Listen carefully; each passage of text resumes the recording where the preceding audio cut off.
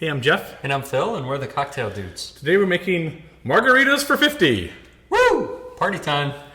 Everyone in the studio audience today gets a margarita. That's right. It's like the Oprah when she puts stuff underneath the... under the chairs. See, if we had like a soundtrack, people would really think we had an audience here. Yeah. You know what would give it away? What's that? What I just did. I learned that from all the politicians. You know when they go in their speeches and they go up there in front of 1,000 people, of which they know zero? You always see them going like this. Look at you. I know. Straight smiling. Yeah, They're just making that up, do you think? Probably. And then It gives it a personal And then touch. it's this one. They go like this. I think Bill Clinton did that one first. Like, oh, I'm touched. I think we could do that. His would be more like this. And then...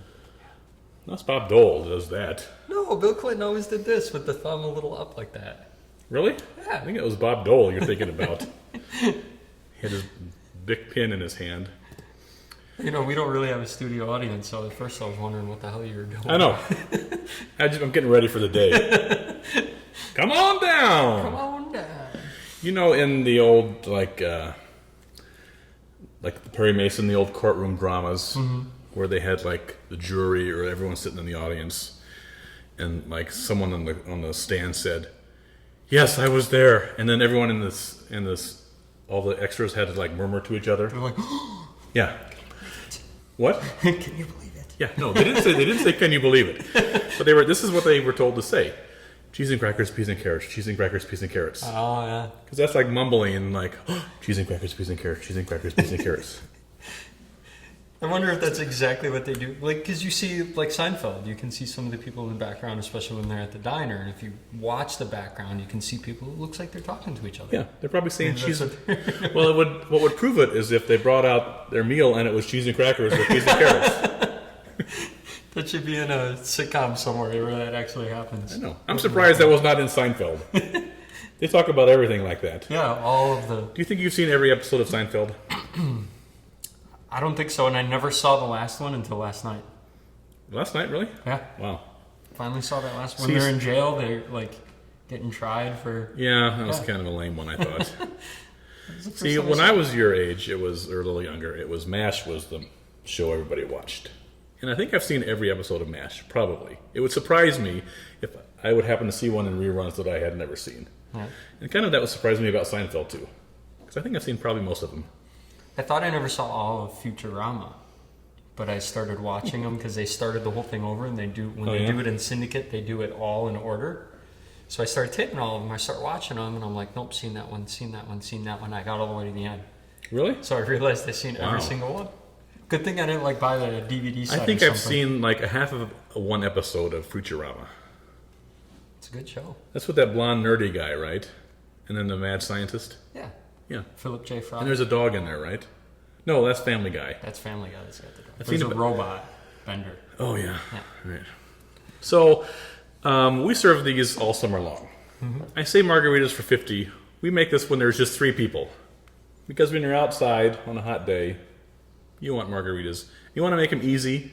You don't want to have to be fussing with squeezing limes and such. Right. So we use a margarita mix. We like this Finest Call. It's about $3 a bottle. Not that expensive. Most of them are the same. This has just a hint, and I hate to say this because it doesn't sound that great, but just a hint of kind of sweet tarty taste. Sweet tarts. Yeah. Which I think kind of livens things up a bit. Your favorite tequila? I mean, nothing real expensive because you're going to be going through a lot of it. And then Cointreau, which is what makes it. That's what makes the drink delicious. We have one cooler full of ice that we keep bottles and bottles of this stuff in. Then another cooler with ice to put in the glasses and to keep this pitcher cold. What we've done on our pitcher, as you can see, is we've already made the gradations, so when we go to fill it up, we don't have to measure the stuff, we just pour it in up to that line. Yep. So this recipe is very simple. It's 3 parts of margarita mix, 1 part tequila, and a half a part of Cointreau. All right? Yeah. So you can figure out where to put your lines on the pitcher by trial and error. But should we talk mathematics about how to do it? If you want, yeah. Why don't you go ahead and do that? I'm not sure if I... Really? You don't remember the sine and the cosine? No, I don't remember the sine and the cosine. First you figure out the size of the pitcher, right? Okay. And the easiest way to figure that out, if it doesn't say on the bottom, this is for Mexico, so it doesn't say anything on it. Yep. We've used it so much that probably all the lead in the glass is leached out into our brains. That would explain a lot, wouldn't it? It would. It would. You fill the pitcher up, to about an inch from the top, because you want to be able to carry it and stir it without spilling it. And then pour it into measuring cups until you figure out how much is in it, right? Mm-hmm. This is 90 ounces, which is very convenient to measure. So 90 ounces, you know the size of your pitcher. Mm-hmm. And then you want to figure out how many ounces per part. All right? So we've got 3 parts mixed, 1 part tequila, and a half a part of Cointreau. So because the half a part is the smallest denominator, so to speak, we're going to do how many half parts we have. So we have 3 parts of tequila, which is 6 half parts. Oh, gotcha. Yep, right? Yep. 1 part tequila, which is 2 half parts, and a half part of the Cointreau. So that gives you 9. So it's easy. Divide 9 into 90. That's 10 ounces per half part. Okay? So the tequila, that would be 60 ounces. Mm-hmm. No, the Margarita mix, 60 ounces. Mm-hmm. The tequila, which is 2 half parts, what? Be 20 ounces. Right? Yeah, 20 and then a half part of the Cointreau is 10 ounces. Yep.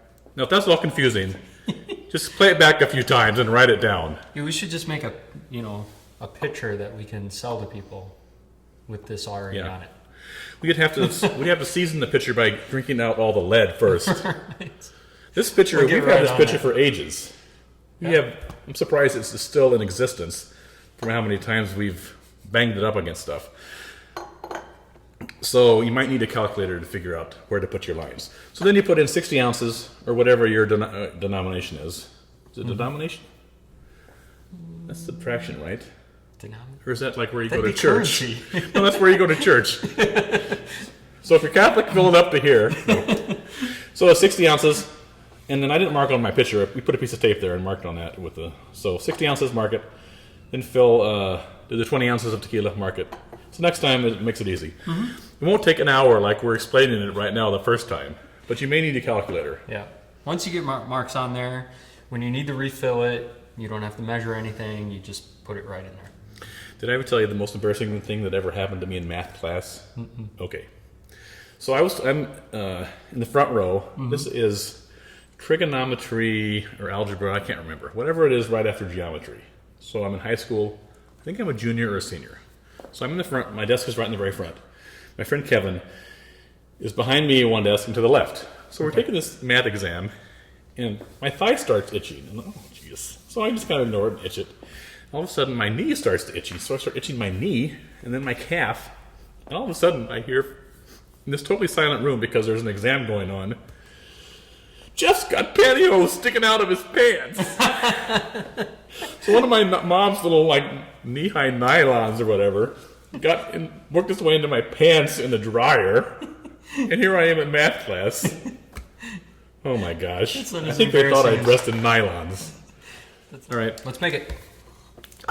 Oh my gosh!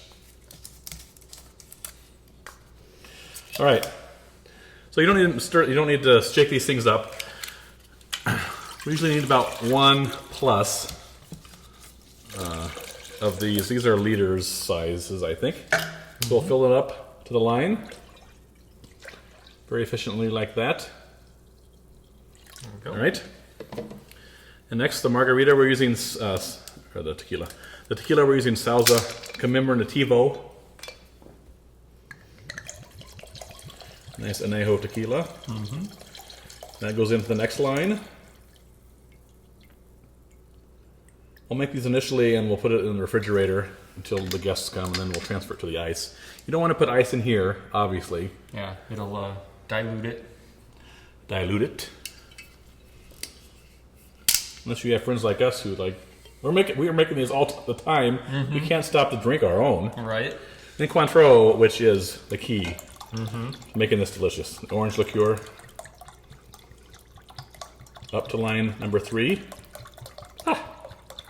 There it is. All right. Now, Stir it up. give it a quick stir. I got the joke spoon out. Love this spoon. This way you can stir it at 3 different layers at once. Right. The limes we have cut already into wedges, and then we slice them up the middle. So when you're rimming them, it's easy to do. And then we'll just usually squirt it, dump one in, and throw another one on the end. Yeah. On the corner at the end. Some ice. Throw some ice in there. Some margarita.